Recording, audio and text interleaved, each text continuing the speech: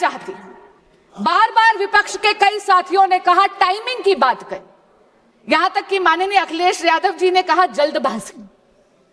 मैं पूछना चाहती हूं कि 40 बरस की डिले के बाद भी आप जल्दबाजी का आरोप किस मुंह से लगा रहे हैं? और रही बात इलेक्शन की, महोदय, जब तक कि एक राष्ट्र एक चुनाव का रिफॉर्म इस देश में लागू नहीं हो जाएगा, हमारी पॉलिटी का नेचर यह है कि यहां तो चुनाव हमेशा रहते हैं। मैं आपको एक व्यक्तिगत अनुभव बताती हूं। मुझे अभी 2 साल भी पूरे नहीं हुए एज अ सांसद।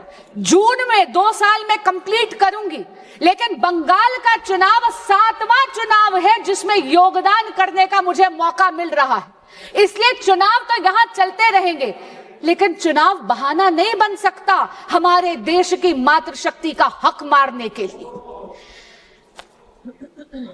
अखिलेश जी ने विचार परिवार की भी बात करी। मैं शायद वो इस बात से अवगत नहीं है, क्योंकि मैं भी राष्ट्रीय सेविका समिति की ही एक कार्यकर्ता हूं।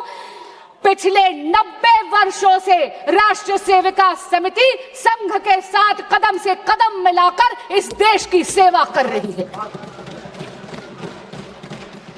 महोदय, एक भय, एक भ्रम बना दिया गया है डीलिमिटेशन को। मैं आपके माध्यम से ये बात स्पष्ट कर दूं हमारे विपक्ष के साथियों को, डीलिमिटेशन यानी परिसीमन भारतीय जनता पार्टी का प्रपंच नहीं है। It is not a conspiracy of the BJP, it's the constitutional mechanism. वही कॉन्स्टिट्यूशन, वही संविधान जो बाबा भीमराव अंबेडकर जी ने बनाया है, उन्हीं के रचित कॉन्स्टिट्यूशन में ही ये प्रावधान है, ये मैकेनिज्म है जहां पर डीलिमिटेशन अनिवार्य है। पर महोदया, मैं बहुत विनम्रता से कहना चाहती हूं, नारी शक्ति वंदन अधिनियम को लागू करना मंजिल है, परिसीमन केवल और केवल राह है। आप राह और मंजिल में कंफ्यूज मत होइए। Please do not confuse the road and the destination. Delimitation is only the road, it is नारी शक्ति वंदन अधिनियम, the women reservation which is the destination, and it is high time that we complete that journey to that destination. एक और बात कही गई, यहां पर बोला गया कि 543 में क्यों नहीं लगा देते, और मैं हैरान हुई जब एक महिला सांसद ने यह कह दिया कि आप परिसीमन कर सीटें बढ़ा रहे हैं, यह तो शोविनिज्म है। शोविनिज्म का आरोप लगाते हुए ये भूल गए कि 543 सीटें पुरुषों का एकाधिकार नहीं है। वो भूल गई कि इन 543 में आज भी 74 पर हम नारी शक्ति का रिप्रेजेंटेशन करते हैं। महिला सांसद भी है इस सदन में। आप रिजर्वेशन को एब्स्ट्रैक्ट में लागू नहीं कर सकते।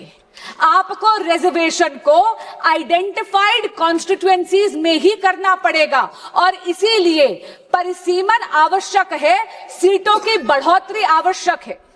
कई लोगों ने पूछा कि आप 543 में ही क्यों नहीं लागू कर देते। मैं याद कराना चाहती हूं कि ये जो अभी कॉम्पोजिशन है 543 सीटों की, ये 1971 के बेसिस से, उनके सेंसस के बेसिस पे है। तब भारत की पॉपुलेशन वाज ओनली 51.4 करोड़। आज भारत की पॉपुलेशन 3 दुगनी हो गई है। हम आज 140 करोड़ का देश है। महोदया, ये सदन अनर्थ करेगा अगर महिला सशक्तिकरण की केवल बात करता है और महिला आरक्षण पॉपुलेशन को रिफ्लेक्ट करते हुए इंप्लीमेंट नहीं करेगा। नारी शक्ति वंदन अधिनियम के इफेक्टिव इंप्लीमेंटेशन के लिए यह अनिवार्य है कि परिसीमन हो और सीटें बढ़ाई जाए। 74 से 273 तक का ये जो सफर है, ये केवल मातृशक्ति के उत्थान के लिए नहीं, ये इस राष्ट्र को सुदृढ़ करने के लिए, इस राष्ट्र में एक स्वर्णिम अध्याय लिखने के लिए। एक और बोली गई बात, यहां पर उन्होंने कहा कि आप जनगणना नहीं करना चाहते। मैं पुनः याद कराना चाहूंगी, आज सुबह ही माननीय गृह मंत्री ने रिकॉर्ड पे बोला है जनगणना की प्रक्रिया चालू हो गई है। उसमें कास्ट सेंसस केंद्र सरकार करवा रही है। लेकिन महोदय ऐसा लग रहा है कि महिलाओं को आधार तो क्या मिला, विरोधियों का आधार ही खिसक गया है। महिलाओं का अधिकार से अगर आपका आधार खिसकता है तो ये आपका राजनीतिक अवसरवाद है।